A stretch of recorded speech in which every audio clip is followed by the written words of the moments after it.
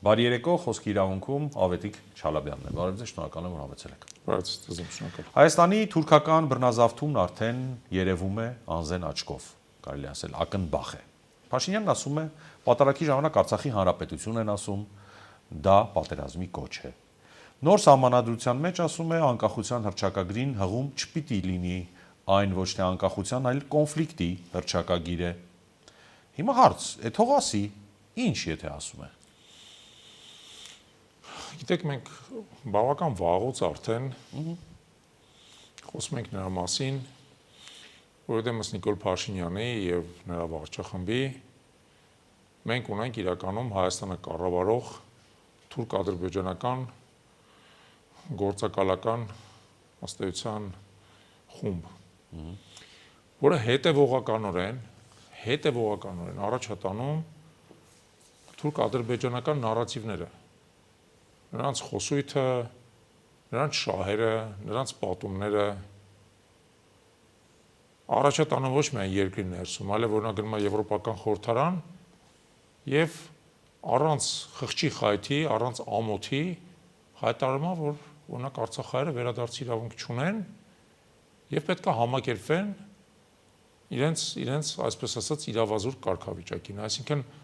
բավարար չի, որ իր ձեռամբ այդ մարդիկ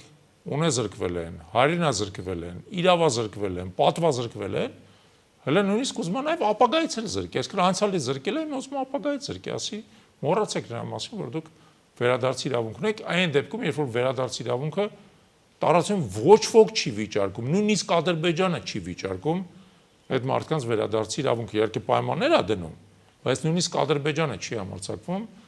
վիճարկել արցախայերի վերադարձի իրավունքը։ Եվ նույն կերպ ասենք չկա աշխարհում մի երկիր, որը բացահայտ վիճարկի հայոց ցեղասպանության փաստը, բացառությամբ բնականաբար Թուրքիա, բայց նույնիսկ Թուրքիան ըստեյության փորձում է պարզապես դա այլ կերպ ներկայացնել, որ ոչ միայն հայեր են զոհվել, այլև թուրքեր են զոհվել եւ այլն, հա։ Հիմա մենք ունենք վարչախումբ, որը հայտնի տերմինով Ռոմի պապից կաթոլիկ է, այսինքն Ալիևից ավելի Ալիև է, Էրդողանից ավելի Էրդողան է։ Եվ այդ մարդը, եթե կարելի է այդպես անվանել, հա, գալիս է այսօր մեզ ասում է անկախության հռչակագրից պետք է հրաժարվել։ Դու ով ես, որ այդպես բան ասես։ Անկախության հռչակագիրը քոնն է, ընդհանրապես։ Անկախության հռչակագիրը մեր բոլորի ծննդյան վկայականն է, այս հանրապետության ծննդյան վկայականն է։ Իդեպ մենք, եթե ճիշտ եմ հիշում, 24 թվականի սկզբին անկախության հռչակագրի պաշտպանության վերաբերյալ մեծ համաժողով էին կազմակերպել եւ հետաքրքիր բաներից մեկն է, որ երբ որ անկախության հռչակագիրը ընդունվել է 1990 թվականին, բացարձակ կոնսենսուս է եղել ազգային ժողովում, որը այդ ժամանակ դեռևս Գերագույն խորհուրդ էր կոչվում, աշխատել են բոլոր քաղաքական ուժերը ազգային ժողովում ներկայացված, իրեր միասին կոնսենսուսային փաստաթուղթ են մշակել, այդ կոնսենսուսային փաստաթուղթն է ընդունվել բազմակարծության ըստեյության լայնարձակ ազգային կոնսենսուսի պայմաններով։ Եվ հիմա մի քաղաքական ուժ, որ նույնիսկ դրա մանդատը չունի, որը մեծ հավանականությամբ առաջիկա համապետական ընտրությունին վերջապես ձախողվելու եւ իշխանազրկվելու է, եկել է ասում է սահմանադրությունից պետք է հանվի։ Այդ ով է, որ սահմանադրությունից անկախության հռչակագիր անես։ Դու ով ես, դու ես հանողը։ Սահմանադիրը մեր ժողովուրդն է։ Եվ մեր ժողովուրդը իր ճնշող մեծամասնության մեջ համարում է, որ թուրք-ադրբեջանական պարտադրանքով սահմանադրություն չի փոխվելու։ Վերջ։ Եվ որևէ մեկը, որը կարծում է, որ կարող է մեր ժողովրդին գլխին դագանակով խփելով բերի ստիպի, որ նա քվեարկի դրա օգտին, կարծում եմ շատ խորը սխալվում է, դագանակը իր գլխին է ջարդվելու։ Շատ լավ, դուք ասում եք, որ Ադրբեջանը հող է նախապատրաստում Հայաստանի դեմ նոր ագրեսիայի համար։ Փաշինյանը դրա ելքը ցույց է տալիս։ Հիմա ինչ ենք ուզում մենք, պատերազմ թե խաղաղություն։ Մենք որն է այդ ելքը։ Ես չեմ հասկանում, որն է Փաշինյանի ասածը։ Ասում պիտի հանձնվենք, ասում պիտի Արցախ բառը չօգտագործենք, անկախության հռչակագիրը սահմանադրությունից հանենք, թվարկում շարունակենք։ Հետո ադրբեջանցիները վերադառնան Հայաստան։ Եկեղեցին պիտի բացառիկ կարգավիճակ չունենա, կաթողիկոսին պիտի ինքը իր ենթակա մի ճակերտավոր հոգևորականի նշանակի եւ պատմության դասագրքերից մեր պատմությունը հանել է, հա։ Ցեղասպանության հուշարձանը քանդենք։ Այո։ Էլ որտեղ են կանգնելու։ Որ պատերազմ չլինի։ Որտեղ են կանգնելու։ Որտեղ են կանգնելու։ Այդ դժվար է ասել։ Որտեղ են կանգնելու։ Իսկ հայ ապրելու է այս տարածքում։ Փաշինյանի պատկերացրած Նաև հայը կապրի։ Չէ, Փաշինյանի պատկերացրած 4 հանրապետությունը։ Հայ ապրելու է ընդհանրապես։ Հայերեն խոսալու է, Աստծուն հավատալու է, եկեղեցի գնալու է, քոչարի բարելու է, փախլավա սարքելու է, ու տենց կարող եմ շարունակել։ Որտեղ է վերջը։ Որտեղ այսպես ասած ինքնության կազմակերպման վերջը։ Փաշինյանը ըստ էության եկել է այսօր մեր առաջ գոյաբանական խնդիր է փորձում դնել։ Ինքը ասում է կամ դու եթե ուզում ես կենթանի մնաս հրաժարվի հայությունից։ Չենք հրաժարվելու։ Փաշինյան, քեզանից ենք հրաժարվելու, ոչ թե մեր ինքնությունից։ Մեր ինքնությունը 3000 տարվա պատմություն ունի առնվազն։ Ու այդ ինքնության համար այնքան արյուն է արդեն թափվել, այնքան արյուն է թափվել։ Ավարայրով, Տիգրան Մեծով, Սարդարապատով, Մամիկոնյանների ապստամբություններով արաբական իշխանության դեմ, Լենգ Թեմուրի արշավանքին դիմագրավելով եւ այլն։ Դու ով ես գաս մեզանից խլես մեր ինքնությունը։ Ով ես դու։ Ով ես դու, որ փորձես մեզանից մեր ինքնությունը խլես, ասես, եթե դու ինքնությունից չես հրաժարվում, պետք է կյանքից հրաժարվես։ Իդեպ նույնը Լիպարիցյանն էր ասում այս վերջերս։ Դրանք բոլորը, այսպես ասած, մի հանքի խոսալով փորձում են ասել, հայ առաջ ընտրություն է դրած, կամ ինքնությունից հրաժարվում, կամ կյանքից։ Ոչ կյանքից ենք հրաժարվելու, ոչ էլ ինքնությունից։ Հրաժարվելու ենք այդ պարտվողական, հանձնվողական թուլամորթներից, որովհետև չկա իրականում տենց ընտրություն։ Չկա տենց ընտրություն, ինքնությունը տա քո ուժի աղբյուրը։ Եվ քո ուժի աղբյուրը պետքա պահես, եթե ուզում ես հարատև ապրես։ Ոնց որ մինչև հիմա ապրել ենք, կորուստներով, բայց ապրել ենք, չէ։ Այսօր ազգային անվտանգության հայեցակարգ եք ներկայացրել, ձեր տեսլականն եք հայեցակարգի ներկայացրել։ Ընդհանուր դրույթներով նախ եւ առաջ կխնդրեմ ներկայացրեք ինչի մասին է այն, ինչի վրա հիմնված այդ հայեցակարգը։ Տեսեք, եթե հետևել եք մեր ներկայացմանը, ապա առնվազն ներկայացման մոտ 40 րոպե տևել, ուստի չեմ կարող կրկնել հարցազրույցի շրջանակներում առանձին կետերի անպայման կանադառնալ, բայց ասեմ հիմնական մի քանի կարևոր կետեր։ Նախ Հայաստանի ազգային անվտանգության ռազմավարությունը գործող փաստաթուղթը ընդունվել է 2007 թվականին եւ բնականաբար հնացել է, որովհետեւ ցանկացած նորմալ պետություն առնվազն 2-3 տարին մեկ այդ փաստաթուղթը թարմացնում է։ Գուցե լրիվ նորը չի անում, բայց թարմացնում է։ Ինչի, որովհետեւ այդ ընթացքում եւ աշխարհաքաղաքական, եւ ռազմաքաղաքական, եւ տեխնոլոգիական, եւ դեմոգրաֆիական գործոններ են փոխվում, որոնք պետք է հաշվի առնել, որպեսզի այդ փաստաթուղթը մնա արդիական եւ հիմք հանդիսանա պետական մարմինների գործունեության համար, որովհետեւ ազգային անվտանգության ռազմավարությունը դա օրենք է։ Նա ընդունվում է, որպեսզի ուղղորդի պետական մարմինների գործունեությունը, հա։ 2007 թվականին ընդունված ռազմավարությունը ցավոք մնացել է եւ իմիջած զգալի չափով նաեւ մնացել է թղթի վրա եւ չի իրականացվել։ Հիմա 2020 թվականին արդեն այս իշխանության օրոք, բայց փաստացի նույն փորձագիտական շրջանակի կողմից մշակվել է նոր փաստաթուղթ, որը հրապարակվել է, բայց չի ընդունվել։ Եվ հիմա էլ հեռացվել է կառավարության կայքից։ Քանի որ 2020 թվականի ամռանը հրապարակված փաստաթուղթը ըստ էության նույն թվականին տեղի ունեցած 44 օրյա պատերազմով չեղարկվել է։ Որտեղ այն ամեն ինչ որ այնտեղ գրված էր, եթե կարդաք կտեսնեք, մասնապես Արցախի ինքնորոշման պաշտպանության վերաբերյալ եւ այլն, ըստ էության այդ պատերազմը եկել է չեղարկելու, հա։ Նոր փաստաթուղթ մինչև հիմա չի ընդունվել։ Եվ մենք հասկանում ենք ինչու։ 6 տարին բավարար էր, որպեսզի նոր փաստաթուղթ ընդունվեր։ Նոր փաստաթուղթ չի ընդունվել, որովհետեւ այս իշխանությունը չի հասկանում։ Պետք է տեղի ունենար այն, ինչ տեղի է ունենում հիմա։ Այո, որը դեռ չի ավարտվել։ Նոր փաստաթուղթ չի ընդունվել, որովհետեւ իշխանությունը չի կարողանում կողմնորոշվել, թե ինչպիսին պետք է լինի ազգային անվտանգության ռազմավարությունը։ Իմիջած հանձնախումբ է ձևավորվել, ինչ որ խոսակցություններ կան, էքսպերտային քննարկումներ եւ այլն, չի ընդունվել նոր փաստաթուղթ։ Չեն կարողանում կողմնորոշվել, օրինակ, թե որն է Հայաստանի հիմնական սպառնալիքները, որոնք են Հայաստանի հիմնական սպառնալիքները։ Մարդիկ պնդում են, որ Հայաստանի հիմնական սպառնալիքները օրինակ գալիս են Ռուսաստանի Դաշնությունից։ Այն դեպքում, երբ որ ցանկացած հարցում ցույց է տալիս, որ մեր բնակչության ճնշող մեծամասնությունը համարում է, որ ամենամեծ սպառնալիքը Հայաստանի Հանրապետության համար Ադրբեջանն է, երկրորդը Թուրքիան է հերթականությամբ, եւ հետո շատ մեծ ճեղքվածքով գալիս են այլ պետություններ, ինչպիսին օրինակ Ռուսաստանն էլ է համարվում սպառնալիք, բայց հսկայական ճեղքվածքով։ Այս իշխանությունը փորձում է սևը սպիտակ ցույց տա, սպիտակը սև ասի Թուրքիայից եւ Ադրբեջանից չունենք մենք սպառնալիք։ Չունենք մեր սպառնալիքը Ռուսաստանի Դաշնությունը անդեղից Հայաստանի քաղաքացիները գալու են քվեարկեն, որը իդեպ իրավունք ունեն, հասկանում եք, չէ՞, կարող են գան քվեարկեն։ Իրենց սահմանադրական իրավունքն է։ Ասում եմ, բայց դա սպառնալիք է, թե մեր քաղաքացիները գան քվեարկեն։ Դե մենք գիտենք, որ իրենք գալու են մեզ դեմ քվեարկեն։ Դա սպառնալիք է, իրանց իշխանությանը բնականաբար։ Իշխանափոխությունից հետո անհրաժեշտ կլինի վերականգնել ռազմավարական դաշնակիցների դաշտը, ասել եք այսօր դուք այդ ռազմավարության դոկտրինի շրջանակներում։ Ընտրություններից առաջ է հիմա նախընտրական փուլ է։ Չեք վախենում, որ ձեզ ռուսամետի պիտակ այսպես կկապցնենք, կախեն ձեր վզից եւ կասեն, այս վարչախումբը բոլորին է ռուսամետի պիտակ կպցնում։ Ցանկացած անդիմադիր ուժ իրենց պատկերացմամբ ռուսամետ է։ Բայց մենք շատ պարզ բան ենք ասում ենք հարգելիներս։ Հայաստանի Հանրապետությունը այսօր ՀԱՊԿ-ի անդամ է, ֆորմալ տեսանկյունից, բայց դա սառեցված է։ Ռուսաստանի հետ մենք ունենք ռազմավարական համագործակցության պայմանագիր 1997 թվականին կնքած, դա փաստացի չի գործում կամ լիարժեք չի գործում։ Եվ Հայաստանի տարածքում ռուսական ռազմական բազա կա։ Այլ պետությունների հետ չունենք այդպիսի համաձայնագրեր։ Հիմա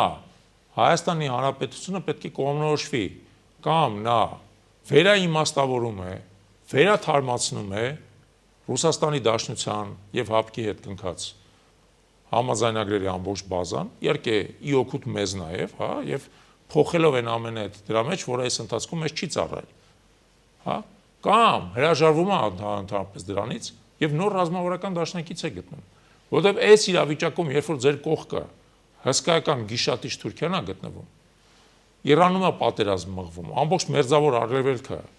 ուղղակի կաթսայի, երրացող կաթսայի պես քլքլթում է, եւ Հայաստանի Հանրապետությունը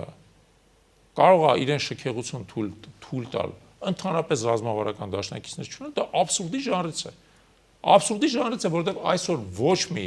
գերտերություն մեր նկատմամբ ոչ մի պարտավորություն չունի։ Ոչ Ռուսաստանի Դաշնությունը, ոչ Եվրոպական միությունը, ոչ Միացյալ Նահանգները, ոչ Չինաստանը։ Դրանք են գերտերությունները, որոնք ունեն միջուկային զենք, ներկայացված են Միացյալ Ազգերի կազմակերպության անվտանգության խորհրդում մշտական անդամներ են,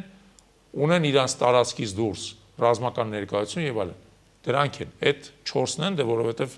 իրականում նաեւ Մեծ Բրիտանիան է ինչ-որ իմաստով, որը Եվրոպական միությունից արդեն դուրս է։ Դրանցից ոչ մեկը Հայաստանի Հանրապետության նկատմամբ իրական պարտավորություն չունի։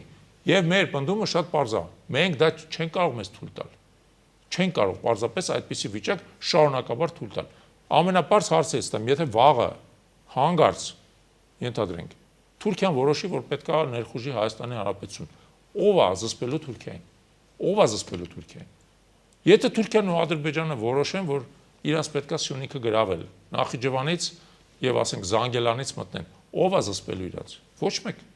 Ոչ մեկ բացարձակ ոչ մեկ պարտավորված իրան չի զգում։ Ոչ մեկ չի համարում, որ Հայաստանի Հանրապետությունը Նիկոլ Փաշինյանի օրոք արժանի է նրան եւ իրավունք ունի, որպեսզի իրեն պաշտպանեն։ Ասում եք հայ առաքելական եկեղեցու թուլացման ծրագիրը մշակվել է Անկարայում եւ Բաքվում։ Ուրեմն շատ վատ են մշակել, չեն հաշվել, ըստ ձեզ, որ դրանից իրենց հովանավորյալ Փաշինյանի վարկանիշն են գնում եւ հետեւաբար իրենց ծրագիրը չի իրագործվում, տապալվում է։ Չեմ կարծում, որ վատ են մշակել, բայց կարծում եմ, որ չեն հաշվարկել այն ամբողջ դիմադրությունը, որին իրան կարող էին հանդիպել, որովհետեւ տեսեք դիմադրությունը բազմաշերտ է եղել։ Ամենաառաջին հերթին եւ ամենակարևորը թերևս դիմադրել է մեր ժողովուրդը։ Դիմադրել է մեր ժողովուրդը, որը շարունակել է գնալ կիրակյորերը պատարակների, որը շարունակել է տանել իրենց երեխաներին կնունքի, ամուսնությունների, որը շարունակել է մեր կանոնական կարգով հուղակավորել հանգուցյալներին եւ այլն, այսինքն շարունակաբար ցույց է տվել իր հավատարմությունը մեր առաքելական Սուրբ Եկեղեցու նկատմամբ։ Դիմադրել է մեր քահանայից դասը, որը վիթխարի ճնշումների պայմաններում հատ-հատ մարդկանց կանչել աղաբեկել են, հատ-հատ վիթխարի ճնշումների պայմաններում չի ուրացել եկեղեցուն, նրա ղեկավարին, բարձրագույն ղեկավարին, վեհապարին եւ չի ուրացել ըստ էության այն կանոնական կարգը, նվիրապետական կարգը, որով եկեղեցին առաջնորդվում է 100-ամյակներ։ Դիմադրել են բազմաթիվ հանրային ուժեր, կուսակցություններ, ՀԿ-ներ, կառույցներ, դիմադրություն ա եղել հսկայական դիմադրություն ա եղել Սփյուռքից եւ վերջերս արդեն դրվատանքով պետք է դա նշել եւ ուրախությամբ նաեւ միջազգային իրավապաշտպան կառույցներն են սկսել դրան ներգրավել։ Տարածորեն 3, եթե ուշադրություն եք դարձել, Հայաստանում էին Human Rights Watch կազմակերպության ներկայացուցիչները ղեկավար Կենեթ Ռոթի մասնակցության ղեկավարությամբ, որոնք շատ հստակ, որը պետք է արձանագրել, շատ հստակ հանդես եկան նրա դեմ, որ աշխարհիկ պետությունում գործադիր իշխանությունը չպետք է խառնվի եկեղեցու գործերին, նա պետք է հարգի եկեղեցու ինքնավարությունը կրոնական հարցերում եւ չփորձի եպիսկոպոս նշանակել, քահանա նշանակել, կարգալույծ եղած անձանց փորձի նորից վերականգնել իրենց դիրքերում, դա պետության գործը չի։ Դա հոգևոր հարցեր են եւ դա սահմանվում է եւ կարգավորվում է եկեղեցու նվիրապետական կարգով։ Արդեն այն աստիճանի է հասել, հասկանում եք, որ Փաշինյանը հասկանում է, որ ինքը բացարձակ ծուղակի մեջ է։ Ոչ միայն ինքը չի կարողացել հաղթել, այլ ընտրությունների նախորդին հսկայական վարկանիշային կորուստ է ունեցել եկեղեցու դեմ ծավալած իր աբսուրդ, գրեհիկ, անմիտ արշավի պատճառով։ Ամբողջ աշխարհից արդեն դիմադրությունը, ոչ միայն Հայաստանի ներսից։ 8 սփյուռքահայ գործիչները, որոնք նամակ են ստորագրել, հա, Փաշինյանին, այդ են մարդիկ են, որոնք երբևիցե ոչ մի ուրիշ հարցով, ներառյալ Արցախի հարցով, նույնիսկ Արցախի հարցով Փաշինյանին չեն դիմացել։ Բայց սա այն հարցն է, որոնք հասկանում են, սա վերջի բարիկադն է, եթե եկեղեցին քանդվի եւ դառնա պարզապես կրոնի գծով վարչություն կառավարությանը կից, ինչին ձգտում է անընդհատ Փաշինյանը։ Մենք կարող է շատ ավելին կորցնենք, քան տեսփային պատկերացնում ենք։ Մենք, այսպես ասած, մեր հանրային հյուսվածքը մի մոռացեք, որ եկեղեցին միակ համահայկական կառույցն է։ Իրապես համահայկական, որ գործում է բոլոր հայկական համայնքներում։ Հայության ողնաշարն է։ Այո, եւ հայության ողնաշարն է, ինչ որ մասով նույնիսկ ավելին ես ասում, արյունատար համակարգն է հայության։ Այո։ Եվ պատական չի, որ մենք լինելով բացարձակ աշխարհի կառույց հայակվեն շարունակաբար եկեղեցին պաշտպանել է եւ պաշտպանել է եկեղեցու իրավունքը իր խնդիրները լուծել իր ներսում։ Դե մենք միշտ ասում ենք, մենք տեսնում ենք, որ այդ խնդիրները կային։ Մենք տեսնում ենք, որ այդ խնդիրները կան, բայց եկեղեցին պետք է այդ խնդիրները լուծի իր ներսում, իսկ պետությունը երբևիցե դրան չպետք է խառնվի, ինչի, որովհետեւ դա խախտում է մեր սահմանադրական իրավունքը, մեր աշխարհիկ մարդկանց, ինչպես նաեւ հավատացյալ մարդկանց սահմանադրական իրավունքն է խախտում։ Եկեղեցին իր խնդիրները իր ներսում պետք է լուծի, մենք էլ որպես եկեղեցու հոտի անդամներ պետք է կարողանանք դրա վրա ազդեցություն ունենալ, բայց ոչ պետությունը։ Պետությունը լիազորված չի դառնել։ Թրամփի ուղի կոչվածը կարող ենք ասել, որ այլևս ակտուալ չէ։ Ինչ է անելու Նիկոլ Փաշինյանը, երբ նախընտրական այս շրջանում այլևս զրկված է խաղաղության խաչմերուկ եզրույթը օգտագործելուց։ Փաստացի խաղաղության խաչմերուկ կոչվածը վերածվել է պատերազմի խաչմերուկի։ Տեսեք, մենք ի սկզբանե խոսել ենք նրա մասին, որ Թրամփի ուղին այն ձևով, որով նա բանակցվել է այս իշխանության կողմից, այսինքն Իրանի անմիջական հարևանությամբ անցնող ամերիկյան, այսպես ասած, նախագիծը իր մեջ վտանգ է պարունակում։ Եվ այդ վտանգը շատ ակնհայտ է, իդեպ Իրանի գործընկերները, իրանց դեսպանի շուտերը պարբերաբար խոսում են դրա մասին։ Պարբերաբար ասում են, որ իրենք մտահոգված են, անհանգստացած են, չեն ընդունում եւ այլն այդ նախագիծը։ Մեր կարծիքով մանավանդ վերջի իրադարձությունների լույսի ներքո ակնհայտ է, որ եթե նույնիսկ այդտեղով պետք է լինեն հաղորդակցության ուղիներ, կլինի դա երկաթուղի թե ավտոճանապարհ, հա, այն պետք է բավարարի առնվազն 2 չափանիշի։ Չափանիշ 1 այն պետք է լինի Հայաստանի Հանրապետության ինքնիշխանության ներքո, եւ երկրորդը, եթե այդտեղ կան օրինակ արտաքին տարբեր կողմեր, որոնք ներգրաված են, շահգործման եւ այլն, ապա դա պետք է լինի բազմակողմ։ Բազմակողմ նա պետք է ներառի բոլոր հիմնական շահառուներին։ Կլինի դա Միացյալ Նահանգները, Եվրոպական միությունը, Չինաստանը, որ այդ ճանապարհից օգտվող կողմ է, Հնդկաստանը, որ այդ ճանապարհից պոտենցիալ օգտվող կողմ է, Իրանը, Ռուսաստանի Դաշնությունը, նա պետք է լինի բազմակողմ, որպեսզի նա չդառնա կռվախնձոր։ Եթե բոլորը դրա շուրջը համաձայնության են գալիս, բազմակողմ մասնակցություն կա, հա, դա բերում է նա, որ իր շուրջը իրավիճակը կայունանում է։ Դա այդպեսի օրինակ կա, օրինակ Սուեզի ջրանցքի հետ կապված, հա, եթե նա լինելու է միակողմ, այսօրվա բևեռացված աշխարհաքաղաքական միջավայրում, ապա ակնհայտ է, որ եթե նա ունի մի կողմ, ապա նրան հակառակ կողմը անընդհատ մարտահրավեր է նետելու այդ ճանապարհին, որը անթույլատրել է։ Մենք դրա մասին վաղուց ենք ասել։ Այդ համաձայնագրի կնքման կամ հուշագրի կնքման առաջ օրվանից։ Հիմա դա ակնառու է դառնում պարզապես։ Պարզապես ակնառու է դառնում, երբ որ Իրանը ամբողջ Պարսից ծոցի երկայնքով թիրախի տակ է վերցրել տարբեր ամերիկյան ոչ միայն ռազմական բազաներ, այլև տնտեսական օբյեկտներ, նավթավերամշակման գործարաններ, հյուրանոցներ, էլեկտրակայաններ եւ այլն, եւ ասում եմ, ես խփելու եմ ամերիկյան տնտեսական շահերին։ Հիմա մեր տեսանկյունից բացարձակ ակնհայտ է հետեւյալը, որ պետք չի մեր երկրի տարածքում մեր ձեռքերով թիրախ կառուցել։ Դա պետք է լինի բազմակողմ, որպեսզի այդ թիրախայնությունը վերանա։ Վերջը հնարավոր լինելու է ապացուցել, որ Հայաստանում ընտրություններով իշխանափոխություն այնուամենայնիվ հնարավոր է։ Բարդ հարց եք տալիս եւ ես չէի ուզենա առաջիկա ընտրությունների վարդագույն ակնոցներով նայել մի պարզ պատճառով։ Գործող վարչախումբը ամեն ինչ անում է, որպեսզի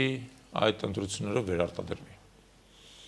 Տարածորեն 2 օր առաջ, երբ որ մենք հանդիպում ենք նույն Human Rights Watch-ի հետ, մի քանի շատ պարզ օրինակ եմ բերել։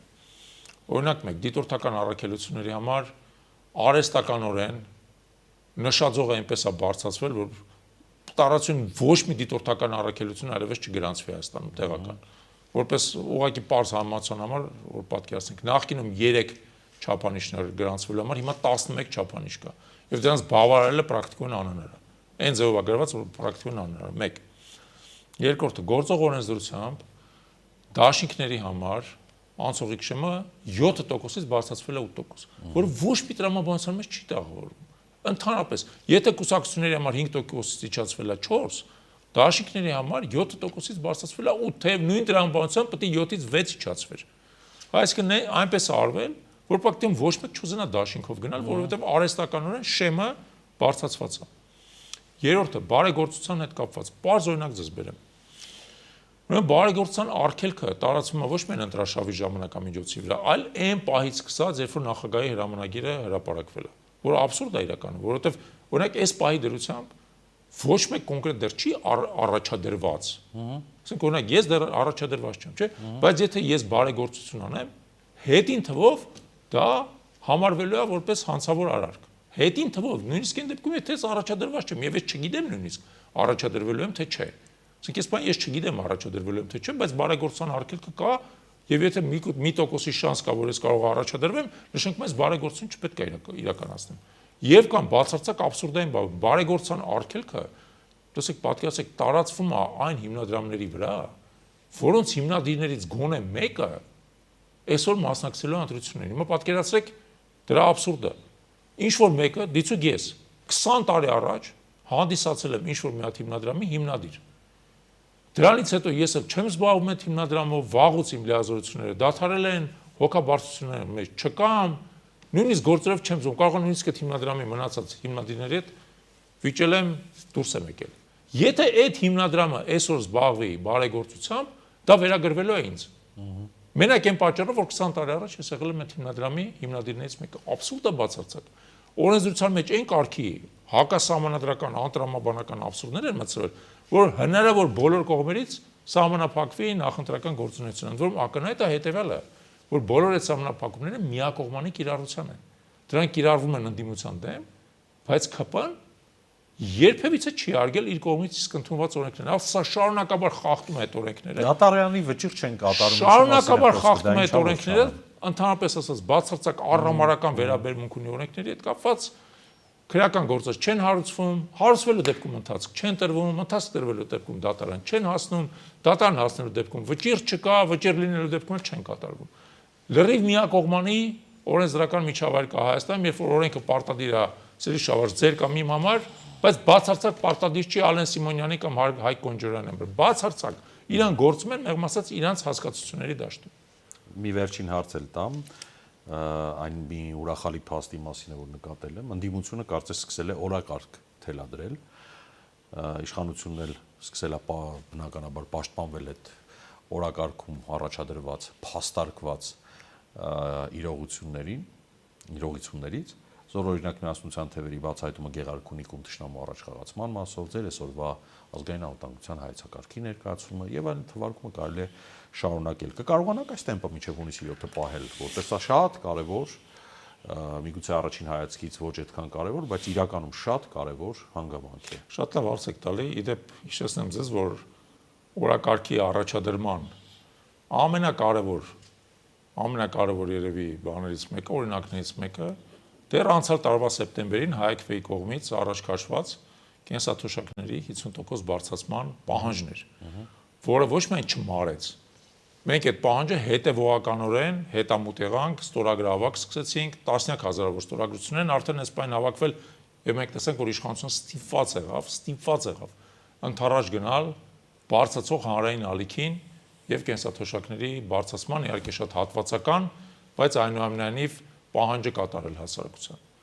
Այս են դեպքներ, երբ որ օրակարգը բացարձակ իմաստով ոչ միայն բխել է մեզանից, այլև իշխանությունը եւ ի դեպ նաեւ ուրիշ քաղաքական ուժերից, պարզապես մենք առաջինը սկսեցինք դա բարձրաձայնել եւ իշխանությունը շարունակաբար դրան դիմադրել է։